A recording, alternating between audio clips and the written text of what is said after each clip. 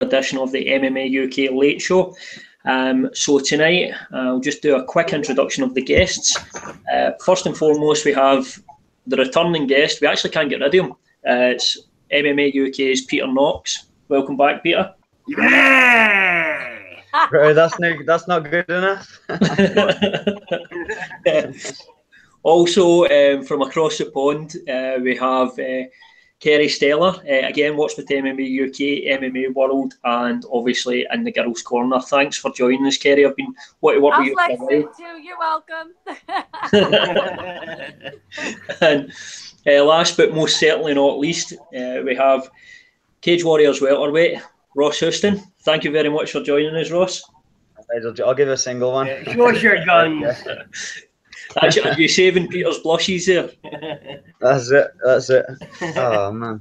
So we've obviously got a lot of stuff to talk about, guys. Obviously, a lot's been happening in the past week, but I think before we get into our topics, Ross, big fight coming up in July. You're fighting Nathan Jones. So just tell us, how's things going? How's preparation for this fight going for you, mate? Same old. It's just the same old story, different guy, isn't it? I guess. Just training all the time as usual, feeling good. I broke my hand in my last fight, had an up, but I didn't think I was going to be fighting this earlier. September was out. Nurses initially said when I got the hand operation, he said I won't be fighting till like October. But then I went up for a follow-up checkup, and they were like, "It's pretty much fully healed. You'll be good to go in like 2 weeks." And Ian Dean, the management said, there's a fight in July 21st. So yeah, Nathan Jones, the next target, getting taken out. Preparation's going good. I'm about to head away next week for some training around a few gyms down south. So looking forward to that. Brilliant. And obviously a lot of stuff happening in the welterweight division in Cage Warriors, with the previous champion vacating, and then obviously Craig White going over to the UFC. So you're looking at this fight, and do you feel the division's open for you? There's massive opportunities coming. I think it's got to be, hasn't it? That's like four wins in Cage Warriors now. 2 first-round finishes, 2 decisions. I don't think I've lost it around yet. So although I couldn't finish Khalid, they've all been dominant performances. So yeah, I'm thinking not unless they just bring in some like ex-UFC vet from nowhere. I thought I might have actually got the Craig White fight. I'm not sure who he was actually meant to be fighting, to be honest, but I'm almost gutted that I signed the contract as early as I did, because I've been thinking if I waited a few weeks, and then Craig White got signed to the UFC, it might have been open, but yeah, it's definitely open. So I reckon beating Nathan Jones has put me in that position. I don't know who else. There's a few guys. I don't know. Trying to think who else there is. There's that guy who beat Brad Wheeler down a London show looked alright. Can't mind his name. But yeah, beat Nathan Jones. That'll be mine. And obviously, just quickly on Nathan. Nathan's had a wee bit of a rough go. He's coming in with a few losses now. Do you think that's going to affect his confidence, or do you think that actually makes him more dangerous as an opponent?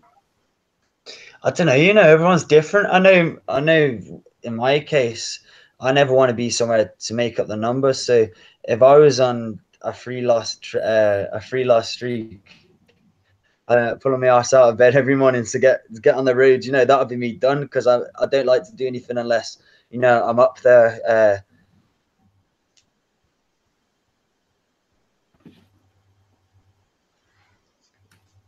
Thanks, guys. We may have lost Ross for a moment.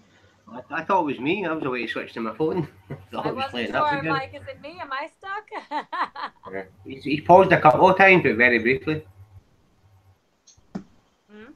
In 2 seconds, guys. We'll just see if we can get Ross in there.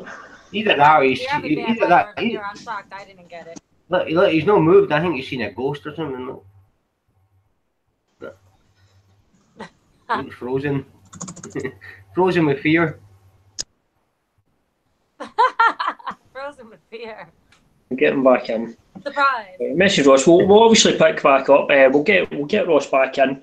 It's a shame, because I was actually wanting to say to Ross, if he was disappointed, is that him back? I'm back. Oh, we've got him back. Brilliant. We lost you for a brief, so we'll just pick up. So obviously, we were discussing a bit about Nathan. Obviously, he said he's coming in off a few losses.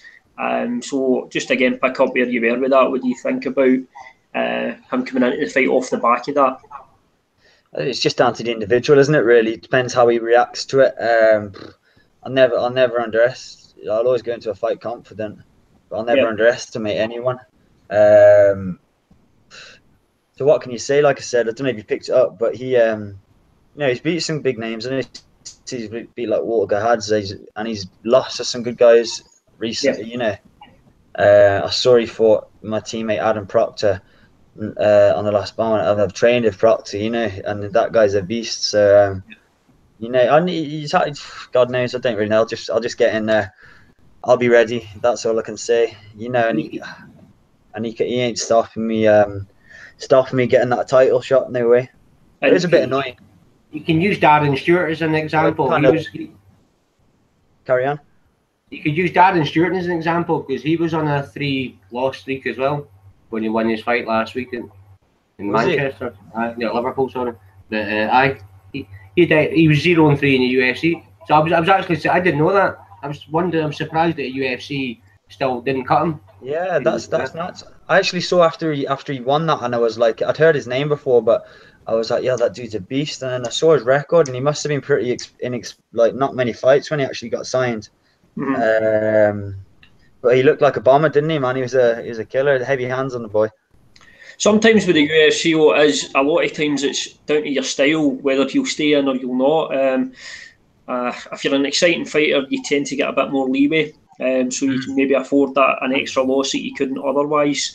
But just before we move on to the subject, it was just a couple of other things I wanted to ask you. So a win here, Ross, against Nathan, do you think that's got to surely make you undeniable for the title fight, for that vacant belt at Cage Warriors? It has to, surely. Yeah, it's got to, hasn't it? That'll be my fifth. This is gonna be my fifth win on Cage Warriors, and then I'll have one fight in the contract. So I'm hoping, this will be my fifth win on Cage Warriors, and then I'll win a title with that, and then get in UFC. That's the plan. 5 and then out. So it sounds like a good plan as well. Obviously, the card, you've got Paul McBain fighting in the same card and Scott Malone, so it's definitely a card that will pique a lot of interest up here in Scotland. You boys going down there and hopefully doing your thing. Yeah, class. I'm looking forward to it. I fought on Cage Warriors Liverpool with Paul McBain. Actually, it's quite good crack at the weigh-ins. Him and Paddy Pimlet were going back and forth at each other. Good scrap. I'd like to see that fight actually, but it was just good fun, So it's going to be funny because I've trained with them all. To be honest, they're good lads. It's going to be good having the Scots representing down south, right down south of the border in the capital. Class. Looking forward.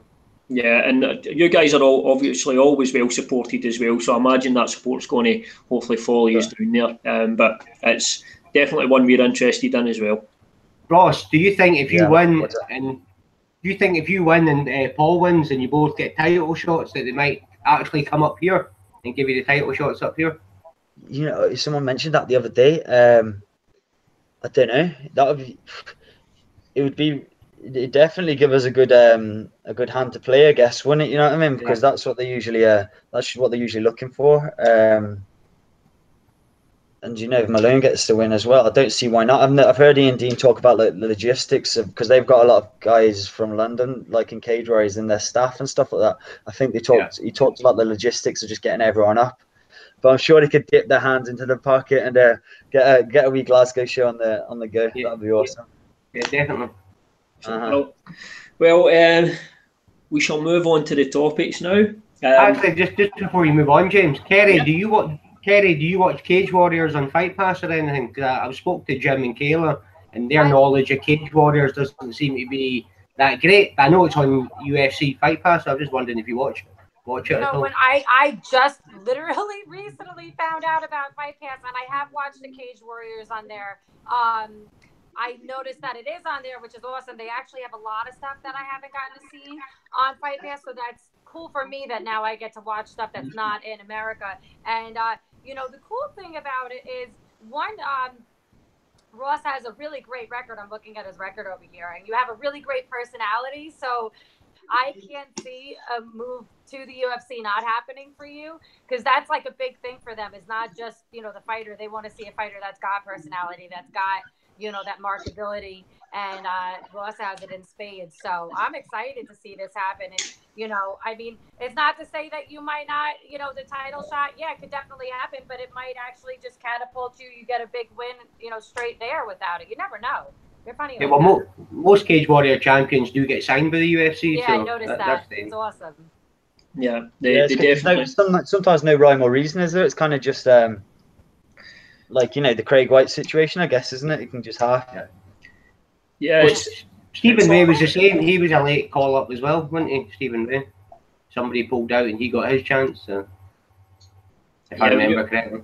When the opportunities present themselves, I think as a fighter, you've got to take them, because they don't always come around. So I'm sure there's plenty of great fighters that just didn't make it there because it wasn't, the timing was bad. So if the opportunity comes, I think you grab it with both hands. The first thing I wanted to speak to you about, particularly you, Kerry, I wanted to get your thoughts on this. Well, you have to, because Ross is fucked off. the Darren Till and Bring Kerry in, Ross is gone, quick. The Darren Till and Stephen Thompson fight. Before we say anything, give me your thoughts on it, your thoughts on the fight itself and the actual decision.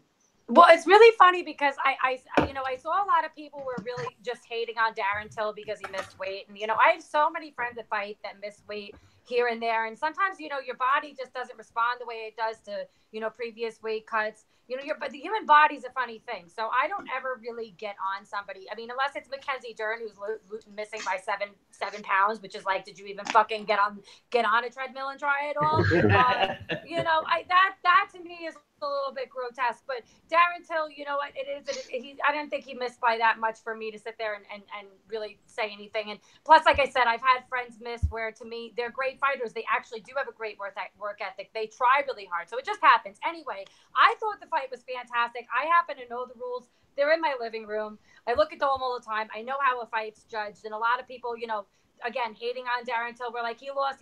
I'm like, nah, I really don't think so. I think it was a razor close decision, but I would have given it to Till. He had more effective striking. You know, he knocked down Wonderboy twice, had a takedown. And when he got taken down, it didn't even last. So at the end of the day, if it's not effective, it's not going to count. So people are looking at the fight as to, oh, who's more active? And even then, if you look at the strikes significantly, Wonderboy had a lot less. So it's just people catch feelings, but they don't know the rules and they don't know how a fight's judged. So that's their, you know, it's honestly, it's shame on them for not like Googling.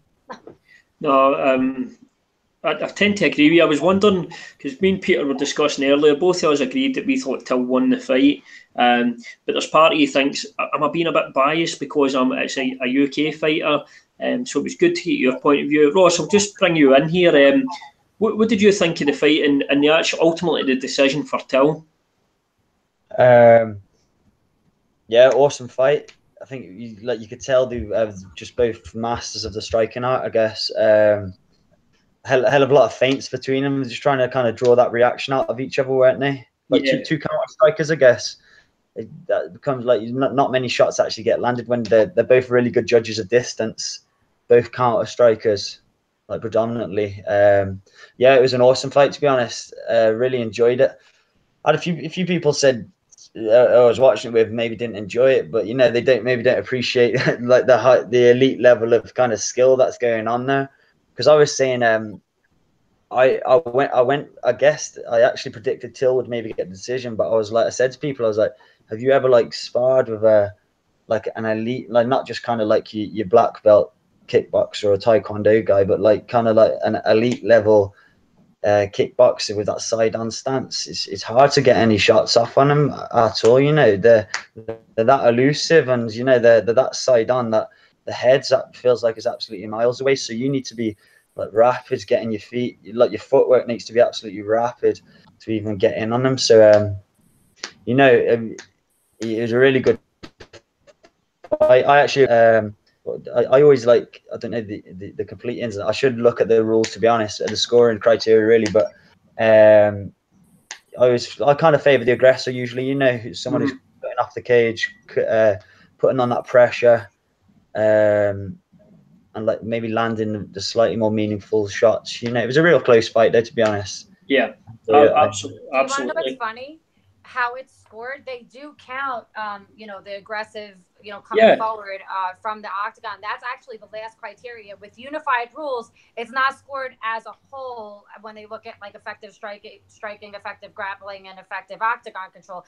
It's done subsection. So they go, if either fighter doesn't meet the first criteria, which is striking, effective striking, meaning who did more damage, who got affected by the striking, who was knocked down more, they go right to grappling. So it's not, they don't look at it as a whole anymore. And they move on per round. So once they score the first round, that's over. They're looking only at the next round. So it's really weird. And for not every place to have it adopted is really, it's a shame, because how can you remember, you know, all the little intricacies per each fight? It's crazy. It's stupid. You just got to fight, I guess, and cross your fingers. No, for the judges too. For the judges, for the judges, mind-boggling, and for the fighters, like, oh fuck, which one? You know what I mean? Like little differences make a lot. They make a lot in a fight. Yeah, it becomes so difficult when the fight is so close. I saw John McCarthy put something out, and I believe it was along the lines of he didn't feel the fight should have been scored. Because it was basically scored on predominantly octagon control, because there was no massive strikes out with the fifth round landed. So if you're scoring it under that criteria, I think there's no argument you have to score it for till. But John disagreed with that. But my point then is, it is in the rules. It's part of the scoring criteria. The judges have to surely use it. If there's no clear winner in effective striking, which, to be fair to watch, you couldn't really see a massive difference. I think one round there was one strike in it. It's just so murky when the fight is that close. You're always going to get differences of opinion. But yep, I agree. Till won the fight, in my opinion, anyway. So same here. Best knockout ever, too. By the way, that was amazing. It was good, wasn't it? Not because of the song; it was just the energy. The whole crowd singing that that was awesome. I was like, I give it 10 thumbs up. So does everybody think that Till should have another fight before he gets a title shot to prove that he do the weight? I don't know. Yeah, I didn't actually think of that. It's tough, isn't it? Depends if they go with the business side of things or not, doesn't it? Yeah, they get title shots to people for less. The thing is, I think even if Till had made weight, I don't think the title shot's next. I think obviously what they're going to line up is the winner of DeSantos and Mr. Covington with Tyrone. So I think that's the next fight. But I think Till's next fight makes weight, which I think he will probably be a title eliminator. So did you guys hear that in the ESPN deal that they are going to have more weight classes? Yes. They said it in the ESPN deal. I read rumors about it months before they even came out that they were doing it, and I just don't like to put something out there until it's solid, because I don't want to sound like an idiot. People brutalize me anyway, so I don't need that to happen. Well, but they had multiple weight classes, new ones. 105 for girls. I think I forget the ones for guys, but it was quite a few added. Taking away TUF and only having Contender Series. That was the rumors I heard. I think the misconception out there is people think there isn't. There actually, weight classes are there. The other weight classes are sanctioned and they're there, but promoters have just chosen not to use them. But just in what you said there, Ross, how do you feel about that? If say they move the 170 division to 175 and add in the 165, would that give you cause to think about, would you go for 65 or move to 75? I'd probably go 175. I think. Yeah.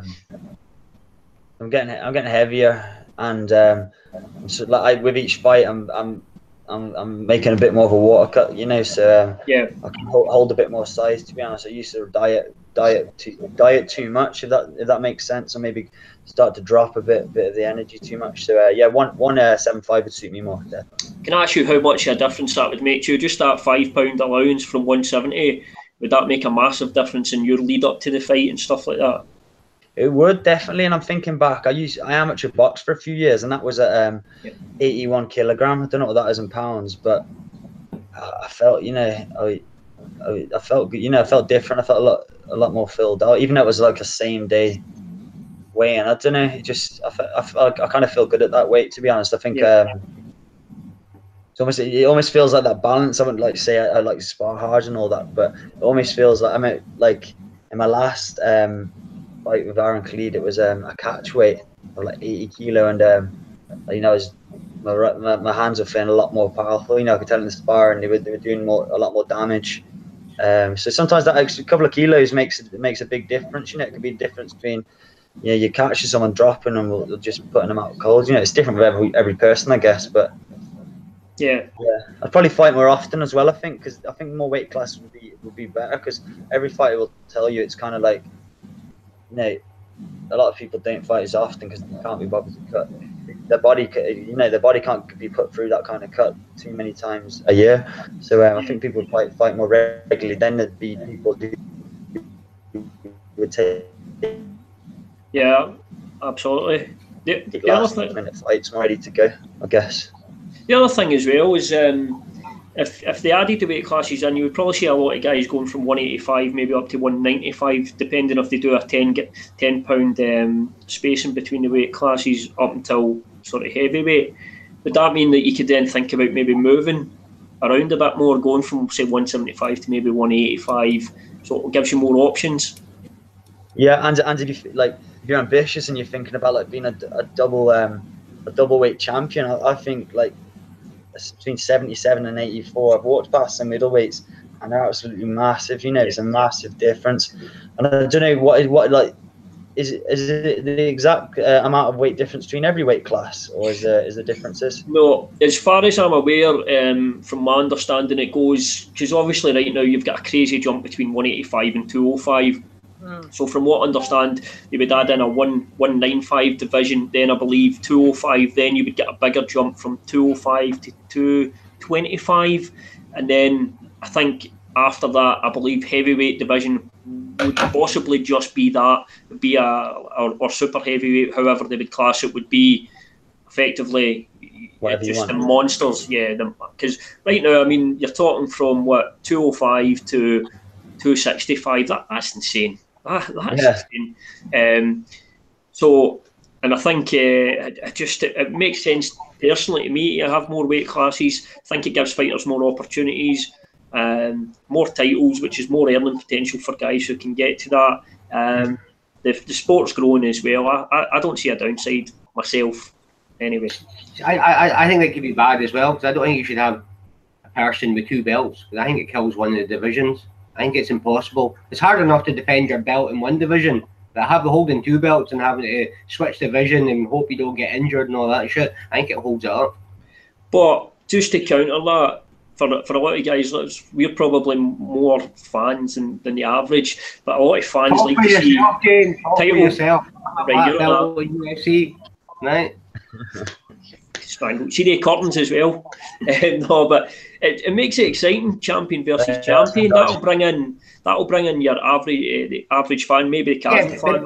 But make it a non-title fight. Champion be champion at catchweight, no title. Or what about a catchweight fight, like a belt? Like at the end of the day, when they did the money fight between Conor McGregor and Floyd Mayweather, they did a special belt just for that fight. So what if, because they do all these super fights, making like a super fight belt? It opens more doors, I guess, it's quite obvious, but it actually leads into the next thing I wanted to talk about. And I don't know who listens to Joe Rogan here, but GSP was on Rogan, and this is something he was talking about coming back and trying to make the cut to 155. Now, he did say he wouldn't do a test cut. He would just go for it and cut to 155. And the two names he spoke about briefly about fighting were Khabib and Conor, who, funnily enough, Dana mentioned those two fighting. But Kerry, I'll ask you, what do you think about that, about GSP at 155, not doing a test cut, just trying to go straight in and do the cut? He's really, really big. I mean, he would look like fucking Skeletor if he cut down to 155. I can't see it being healthy for him. And not that he can't do it, because he's a tremendous athlete, but I can't see it being healthy. I mean, that's a really big cut for him, and he's a big dude. So, and he's just all muscle. So I don't know, like how much muscle can you lose, you know? Do I think it would be smart and a great super fight, and would it make a lot of money? Absolutely. Either Khabib or Conor would be a draw and a half for that fight. It would be a big money maker, but could he do it? I mean, I think he definitely can because it's GSP. Is it healthy? I don't think so. Well, he's suffering some problems for actually going up in weight, but I think at 37 at this point, GSP's got his eye in the third belt. What do you think about that, Ross, about GSP dropping to 155 and potentially taking a super fight against McGregor or Khabib? How tall is he? Is he around about 5'10", 5'11", something like that? He's not, in terms of height wise, he's not massive compared to when you look at some other lightweights that are out there. But he's solid muscle. He's quite a big guy in that aspect. I mean, he's got muscles on muscles. I'm not sure. I definitely thought a middleweight he looked a bit bodybuilder like, didn't he? That was definitely wasn't his best weight, but he's a lightweight. 5'10". 5'10", is he? Yeah. Same as God me. knows. It's 184.5. I mean, that's like a Chris Cyborg cut. You know what I mean? She cuts a lot of weight to get to featherweight. A lot. It's crazy. The thought of it is just nuts. You get that much fucking money, you could just do a Darren Till and miss it by a mile and just forfeit 20% of the first. No, he absolutely could. That's and they would still go ahead. And it wouldn't make a difference because yeah, I agree.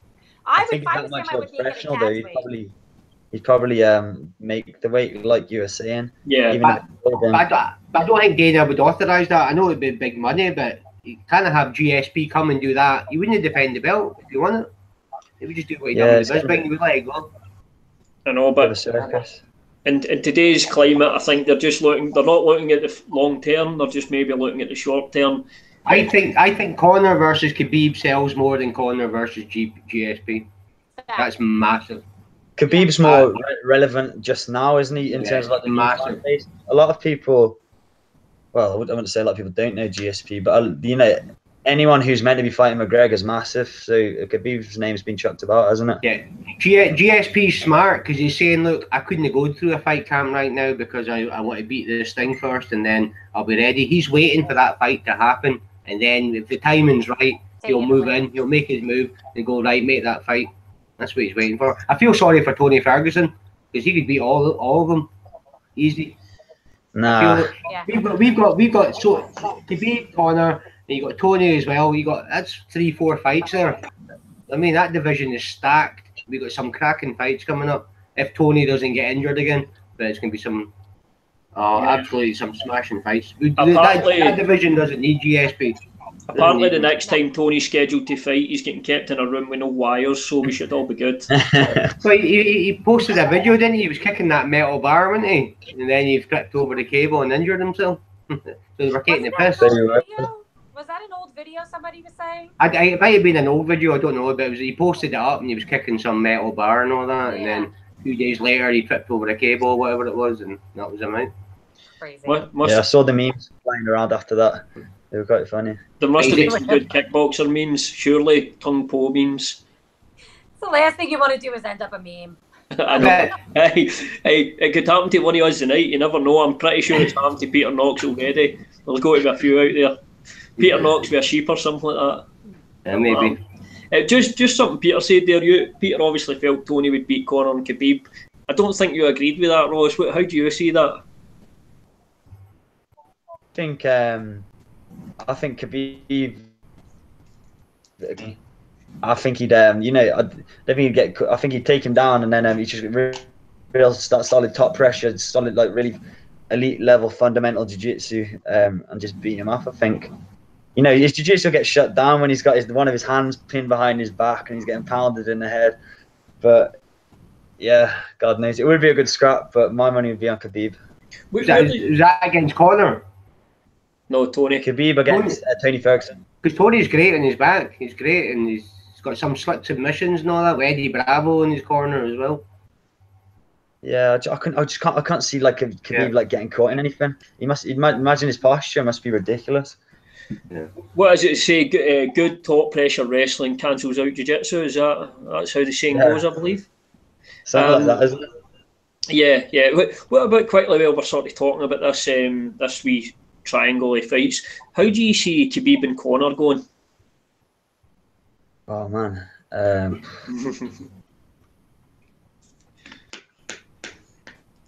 don't know. We want your opinion, Ross, no SBG Inverness opinion. I was actually thinking, who's watching this? Nobody, trust me. You know what? I think, I'm not just saying this, but I think watching Khabib fight, he gets hit a lot, and he's really hittable, and I don't think you can afford to take in 4-ounce MMA gloves. You can't afford to get hit against Conor McGregor. So I think if anyone's going to do it and perform on the big stage when it matters, it's going to be Conor McGregor, except against Mayweather. There has been a couple of Khabib fights recently where you've seen chinks in his armor, and you think, well, Conor could maybe catch him coming in, and he kind of, I don't know if he was conserving energy in his last fight, but he stopped the takedowns and decided to stand, and he done that against Michael Johnson and got caught. Then he goes, fuck that, I'm taking this down to the ground. But Conor's got an underrated ground game. That fight against Diaz, he was absolutely gassed. He actually tried to take it down. So try to get Conor on the ground when he's fully fit. It could be a different story. Conor can look after himself as well. I think he's got an underrated ground game. But I think it'd be an exciting fight. It'd be a hard one to call. Absolutely. Kerry, just before we move off this, obviously I'd quite like to get your thoughts on the Khabib Conor, Tony Ferguson sort of mishmash of fights. What do you think? What one excites you the most? I actually think that Peter did have a really good point with was Khabib conserving energy in his fight with Al Iaquinta, and I don't think you saw the best Khabib Nurmagomedov in that fight, and I think there was a reason for it. To be honest with you, I don't think he's a stupid fighter. I think he played mental warfare, not just fighting, and I think that was kind of like, I don't know, maybe not a message to anybody that he's going to fight next, but maybe for people to think. That he's got a bunch of holes in his game, and I don't think he's the best striker in the world. And he's gotten hit, like you said, but I don't think he's stupid, and I think he knows what he's doing. I think he's super intelligent. His fight IQ is insane. His ground game is phenomenal, and I don't think he's gonna fight someone and necessarily, lose in the way that anybody thinks he's going to. I think that the Conor fight is going to be really exciting, and I think if he could kick Conor out of the third, he'll tire him out and take him out and win by submission.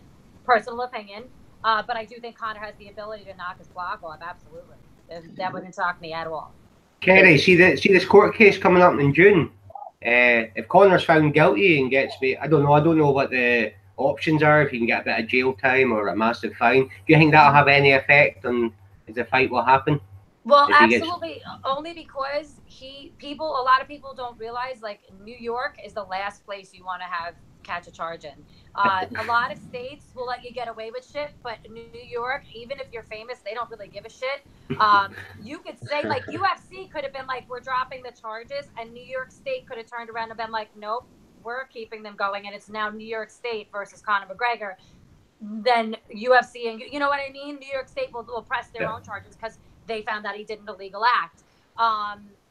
I don't think he's going to get as bad of a charge. I mean, I don't know, because he does have other charges. Doesn't he have a record, you know what I mean, outside of the United States? So they could bring that into account. They could try to make an example out of him. And being that MMA is so newly legal here, Can you stop him for fight? Can you stop him for fighting in America if he got charged and got a criminal record? They can stop him from fighting in America for a little while, I think, and take his traveling visa or whatever away for a year. But they can't stop him from fighting because it didn't happen in another country. They could just say you can't fight in New York. It's really up to what the judge wants to do and if they want to make an example out of him or not. And that's what it amounts to. Because, like, when John Jones got in his trouble, it didn't happen in New York. He got lucky because he would have been in Rikers. He would have been in there with the worst of the worst. Just quickly, guys, we've had a few questions come in, so I just want to sort of get these. Nothing too crazy. Apart from Mr. Tom Heffernan, that's that baldy guy for the Daily Record. Oh, Tom, what's his face? Aye, what's his face? He's talking something about Britain's Got Talent.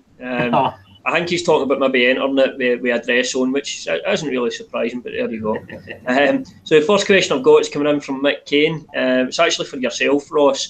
He's asking what your opinion is on Arnold Chalmers, if you have one. He doesn't put me up or down, to be honest. Yeah, it doesn't put me up or down. He's putting the people away who are in front of him. That's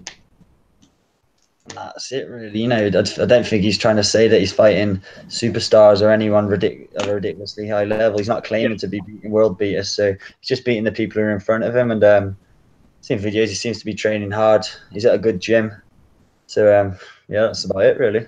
What did you think of the finish, Ross? Did you think the guy could have defended it a bit better? He looked suspect, didn't it? I looked at the video and I looked at the comments. It's just weird how he kind of like, you know, his hands were at the side, not defending the neck, and then he hit the floor and then rolled. But God knows, you know, you don't know if he was out for a split second and then it was like a reaction thing, because I know people that kind of like have like spasms and that when they've been choked out. So and I've seen people being choked out.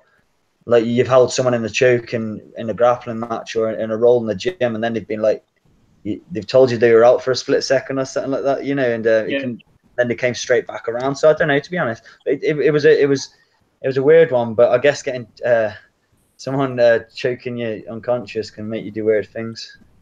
Well, God knows. What we'll do, just to follow on, and actually something Mick also commented as well, we were talking about Till earlier, maybe what's next for him, and all he's wrote is Till versus Robbie Lawler in America.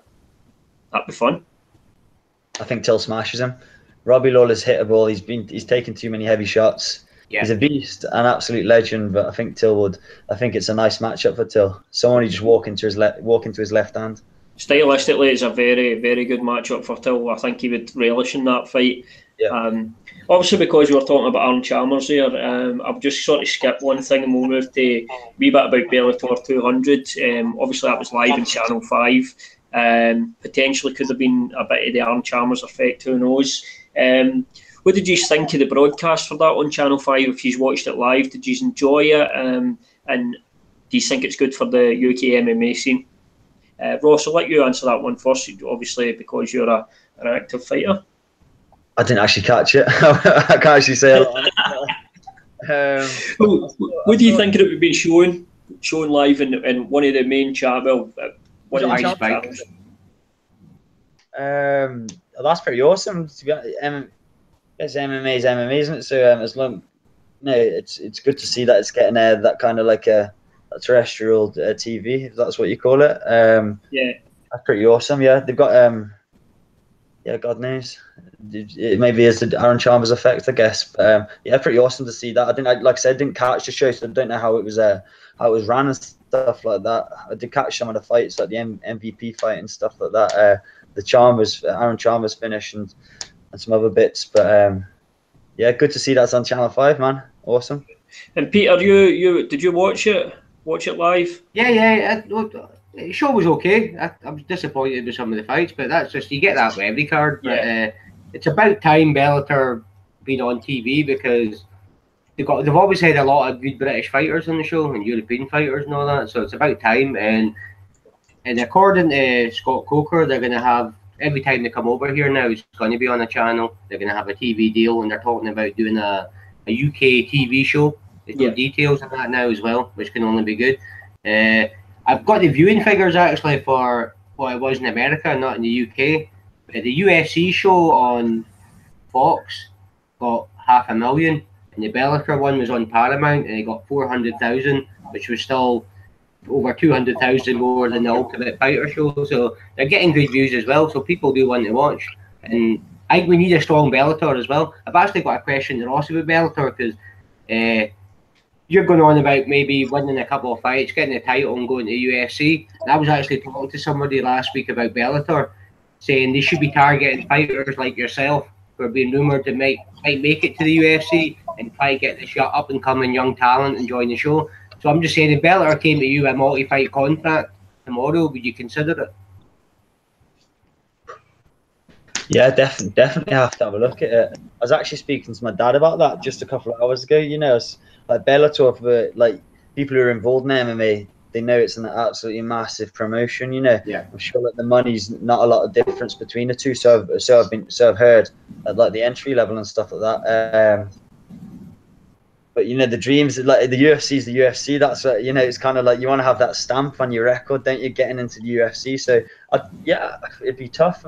I don't know. I'd have to have a sit down and have a think about it, to be honest. You know, because I think I'm at a good place with Cage Warriors, and it's kind of Cage Warriors have got the UFC link just now, and Bellator and BAMMA have got their link together. So I don't know, to be honest. I'll probably sit with Cage Warriors and you know, confident getting to the UFC. So I probably wouldn't go with it. Yeah, how many people say they train Bellator? But I train UFC. I don't train Bellator, so you've got a point exactly. there. It's not the same, is it? And you know, Yeah. I want to be like, don't be wrong. It's not like my ambition isn't just to get to the UFC, just to be there. I want to get to UFC and then smash it in UFC. But I want to be, when I'm done fighting, I want to say that I've been in UFC. You know, I don't want to be like, honestly, I was in Bellator, and you know, the Bellator fighters are just as good as UFC. But then you know, for business, I run a gym as well. It's good being an ex-UFC fighter, you know. So that's and just like the childhood dream and that, you know, because I remember watching it back, you know, the Chuck Liddell Tito days on like Bravo and all that, you know. So you might be watching that fight again shortly, Ross. Yeah, supposedly. Oh God. Just quickly, while we're talking about Bellator, obviously it's limited how we get, but Bellator's very difficult to view in the UK. The UFC is fairly accessible. You can get that through a subscription. It's not pay-per-view here. Just tell us what's Bellator like over in the States? Is Bellator quite well known? Obviously, I don't expect it to be anywhere near the UFC level, but just tell us a bit about how it's received over in the States, Kerry. Oh, it's really well known, and it's picking up way more than it was. And I'll tell you a couple reasons why. I was just actually going to mention that one, there is a UFC fighter who's fighting this weekend, Jimmy Rivera. He's from New Jersey and fights out of Manhattan, New York. He's a friend of mine, really super talented. He has he started in Ring of Combat, and they actually take a lot of UFC fighters, like Eddie Gordon had started there. A lot of the fighters out of Long Island, like Ally Quinta, started there. A whole bunch of them. Anyway, he was in for Ring of Combat, King of Cage, and Bellator before he fought for UFC. So he did fight for Bellator before that, and it's starting to pick up a lot of ways, especially with guys that are just going pro from amateurs. Every time they do a show in Connecticut, which isn't far from here, they constantly pull people from the tri-state, which is New York, New Jersey, and Connecticut. And you know, those kids all have dreams of going from there to the UFC, and Jimmy Rivera proves that it's not only possible, it's probable. You know what I mean? And it's a lot of fighters go back and forth. Not back and forth, but you see UFC fighters now jumping ship to go to Bellator. So they do have a great promotion, and people are starting to pick up a lot of steam because people want to watch something that they don't want to pay $80 for a pay-per-view. Yeah. I wasn't sure if like the UFC were kind of like being a bit snobby and didn't want to be seen picking up Bellator's fighters or something like that, but that's good. That's good. It's good for the sport if guys could, because I mean, but then if you look at Eddie Alvarez, I know there was issues with him coming across, but Eddie Alvarez fought Bellator. He was a champion. He was one of the main guys there, and he came over to the UFC, and he's been the champion over here. So it does show that there is room to go back and forward. I believe if you're talented enough, promoters are going to want you. If you're obviously a really good fighter and you've got personality, and if you put bums in seats, any promoter's going to want you in their show, regardless of who you fought for before. Now UFC is picking up what was World Series of Fighting. Now it's PFL. They've picked up Justin Gaethje. David Branch was from there, and I think a couple others I can't remember off the top of my head. But now PFL has Eddie Gordon, that was a UFC fighter at TUF, and this one of my friends, Andre Harrison, who's arguably, I can't believe he's not signed by UFC or Bellator, because he's fighting for what they have, a $10 million payout for PFL. That's insane. It's a lot of money. Just while we're actually talking about Bellator, obviously Gegard Mousasi fought in the 200 card, and I think absolutely showed his class. I think showed that he is a step above what Bellator probably have at middleweight at the moment. So one thing that came out after the fight, I believe it was Rory McDonald who said the fight to make next for Bellator is Rory McDonald and Gegard Mousasi. I just wanted to get your thoughts on that fight. What do you think about that as a matchup, Kerry? Oh, I love it. I think it's a great matchup. You got two big names. You got two really exciting fighters. And I'll be honest, I see Gegard winning it. And I'm a big Rory McDonald fan. I like them both, but I just see Gegard Mousasi getting it done. And I think he's going to win. I think he's going to win in dominant fashion as well. But I really like them both. And I think the names alone will be big draws. And I think it'll be a really exciting fight because they're both. They both go to war. We've seen, what was it, Robbie Lawler and Rory McDonald? Was that Rory McDonald's last fight in UFC?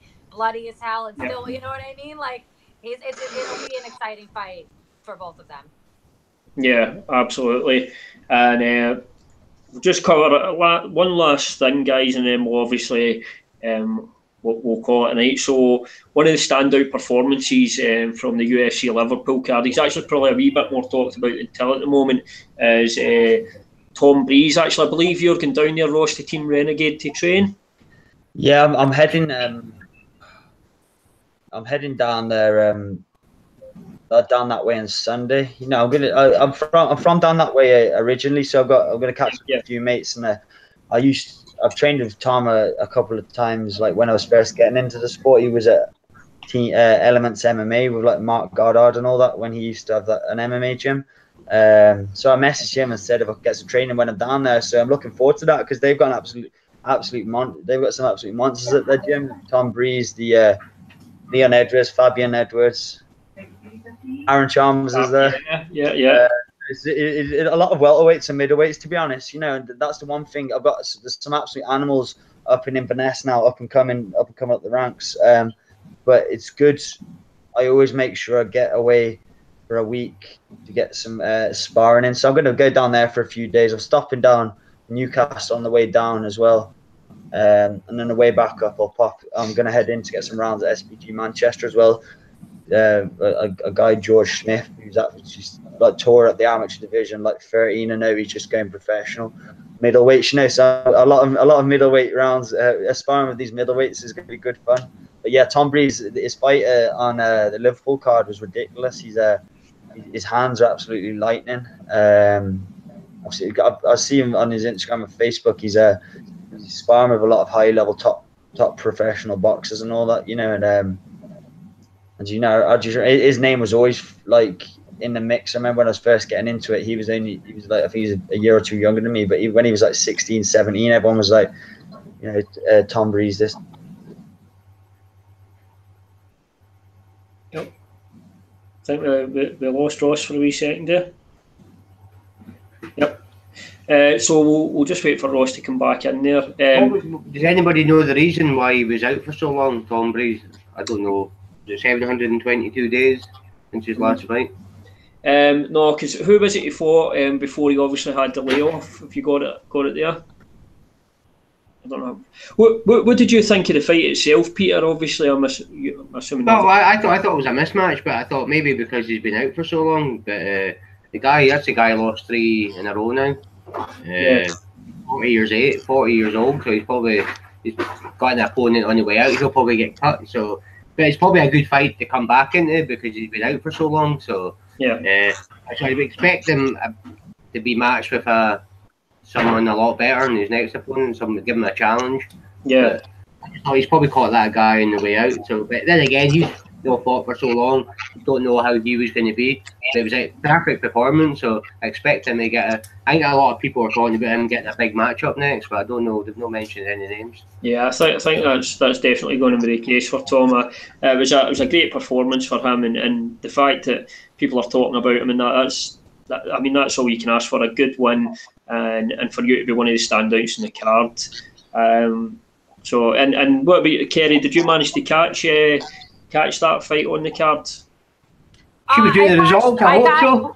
I got all the fights on the card, which was really cool. I actually really enjoyed everything. I did watch you were just talking about the Tom Breeze, Daniel Kelly. Yeah. That was a great fight. Actually, I really enjoyed that one for as long as it lasted. Yeah. But notably, and I'm always gonna say, people, oh, what's your favorite fight? I love to watch the girl fights because they're really, the passion is there, the want to win. I mean, everybody fights great, but I love watching the chick fights, and I actually really, really enjoyed both of them. And I'm a big fan of Lena Landsberg, so I have to say that was my favorite out of the two. Kerry, what did you think of the atmosphere? Because people were going to say this was going to be the best atmosphere, better than Connor in Ireland, and I thought it was quite flat until the main event.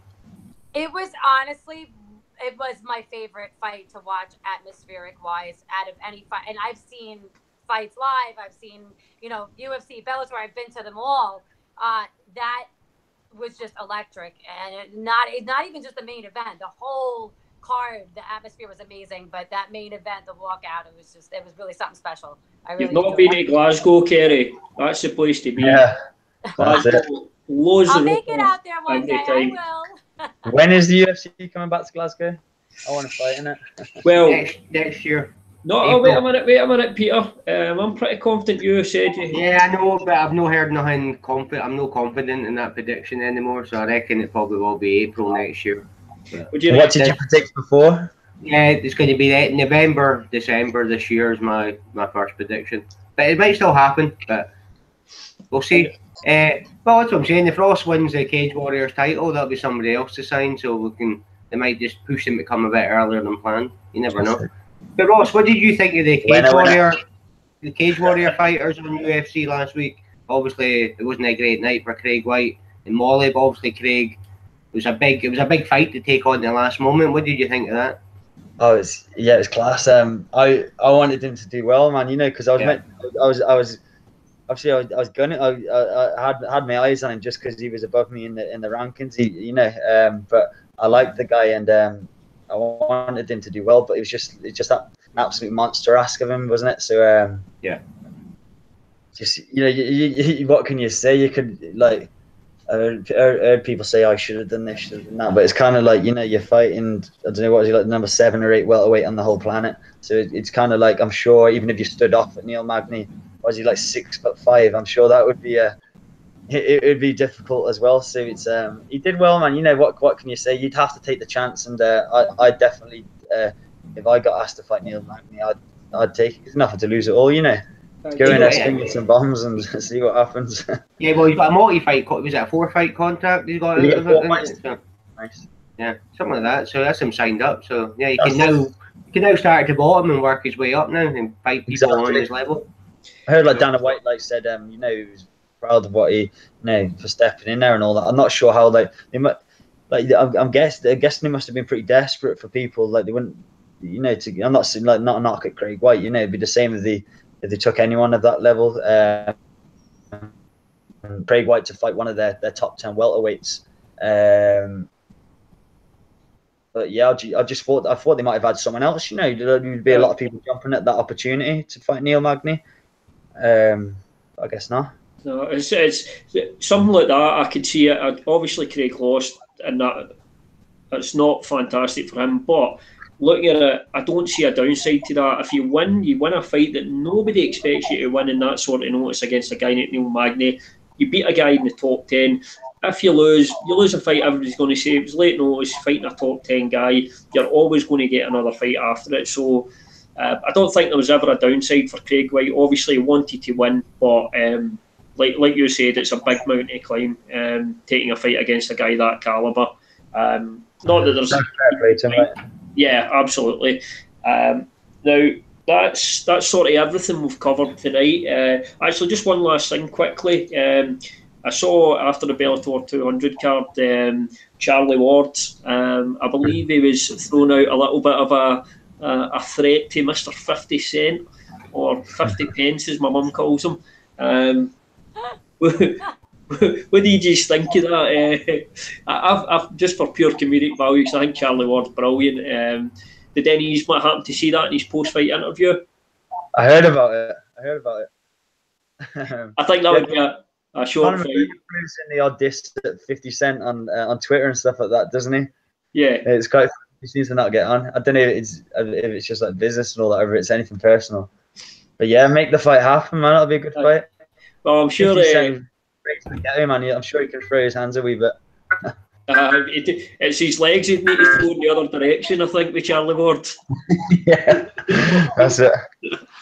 But yeah, that's all I've got for you. One thing I'd just like to add, we do have a regional show going on this Saturday. That's On Top Promotions. That's your showdown card. That's the 2nd of June. Tickets are still available for that, guys. So if you want to get along and check out a local show with local fighters, there's going to be some fantastic fights. And obviously there's a title fight on that card as well. Niall Smith defending his lightweight title against Chris Bongard. Obviously you've fought Chris in many moons ago, Ross. So yeah. I beat Chris. He always gets on at me. He puts up the odd picture. He's always, there's like this one picture he's got where he's kind of, I think I've thrown a kick or I've tripped and he's above me and he says like happy birthday Curly or something like that, and it's above me. It's quite funny. Yeah, I'm looking forward to that. It'll be a good scrap, that a real good scrap. Shout out my boy Ricky Canopoulos is fighting as well. He's got his 2nd amateur fight as well, so I'll be down there watching that live. A real good show. Brilliant. Well, obviously, we'll catch up with you at the show. I'll be there. Peter will be there. So yeah, it's a fun one. And we can compare guns. We can compare our guns. Peter, it looks like you've got water pistols. But yeah, so I just, in terms of getting tickets, guys, if you pop onto the On Top Facebook page, you can obviously get tickets through there. So that's this Saturday at the Onyx Leisure Centre in Linwood. So that's us for another late show. Thanks for coming on, Ross. We really appreciate it, mate. As always, Peter, thank you for joining us. And Peter says I'm not here to fuck about. Is that the Rob Whiteford fight? Yeah, it's the Rob Whiteford one. I thought I'd give him, since he won the ACB fight and all that, I thought did he call up Brendan Longay? That'd be a good fight. That'd be a cracking fight. That would be brilliant. I think Brendan called out him. I think he's chasing that one. So I don't think it'll happen, because I don't think ACB will sign him for one fight. They'll want him on a multi-fight contract. That's why he didn't fight Paddy at Cage Warriors. Cage Warriors, when they sign him for one fight, they want you in a multi-fight deal. Don't want you fighting, beat their champion and then fuck off. They don't want that. Yeah, he's looking on fire, that Brendan Longay, isn't he? I don't know why he's not back in the UFC. I think he's earned it. He's really good, man. He's really good. Needs to get a fight in soon if he wants to get back here. But the rumour is nobody wants to fight him, but I think he won't commit to one promotion and just beat a few guys. He just wants to fight here and there. It's a catch-22 sometimes. If you want to get somewhere, you've got maybe going to have to sign with somebody for a few fights, otherwise you're screwed. And obviously, Kerry, not forgetting you, thanks very much for coming on. I've been wanting to work with you for a while, so finally got it done. I appreciate you coming on, Kerry. Anytime. I had fun. Brilliant. And as always, guys, please hit that subscribe button on our YouTube channel. We are MMA UK. That's us for the Late Show. Thank you. Thank you very much.